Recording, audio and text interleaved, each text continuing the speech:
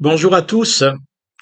En ces temps difficiles où nous sommes abreuvés, saoulés de bruits de guerre et de massacres, jusque sur notre sol national et européen, faut-il parler de paix?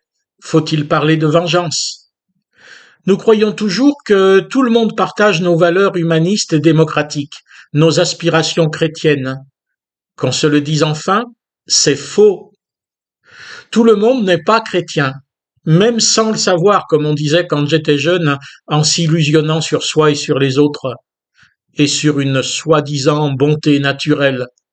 Nous avons sous les yeux et dans nos rues, dans nos écoles, l'exemple du contraire. Mais nous qui sommes chrétiens ou qui le prétendons, cessons de donner des leçons aux autres, mais entendons plutôt pour nous ce que l'Évangile nous offre et nous commande. Ne rendez à personne le mal pour le mal.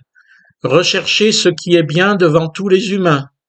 S'il est possible, autant que cela dépend de vous, soyez en paix avec tous les humains. Ne vous vengez pas vous-même, bien-aimés, mais laissez agir la colère, car il est écrit « À moi la vengeance, c'est moi qui rétribuerai, dit le Seigneur. Mais si ton ennemi a faim, donne-lui à manger, s'il a soif, donne-lui à boire, car en agissant ainsi, ce sont des charbons ardents que tu amasseras sur sa tête. Ne sois pas vaincu par le mal, mais vainqueur du mal par le bien. » Nulle part il n'est écrit que la vengeance est une mauvaise chose.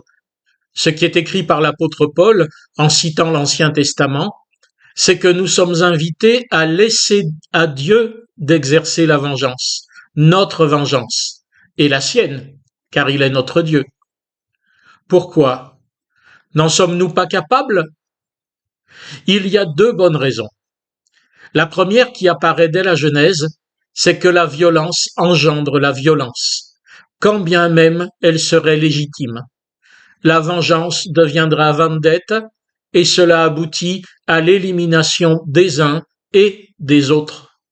Le droit et la justice ont été inventés pour éviter ça, pour éviter la vengeance privée qui aboutit à la destruction totale des deux parties et de la société entière. La seconde raison, qui est clairement énoncée par Paul, c'est que la vengeance détruit jusqu'au vengeur lui-même. L'ennemi qui arrive à ce qu'on se venge de lui a tout gagné.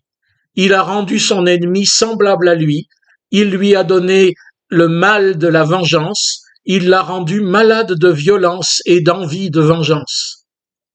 Ainsi faut-il bien entendre l'exhortation de Paul aux chrétiens à propos de l'envie de vengeance qui est tapie au fond de nos cœurs. Libère-toi de cette envie, libère-toi de vouloir te venger, laisse faire ton Dieu, et si tu veux pourrir ton ennemi, pourris-le de bonté et de bénédiction, cela te fera du bien si ça ne lui en fait pas à lui. Bonne semaine dans la paix de Jésus.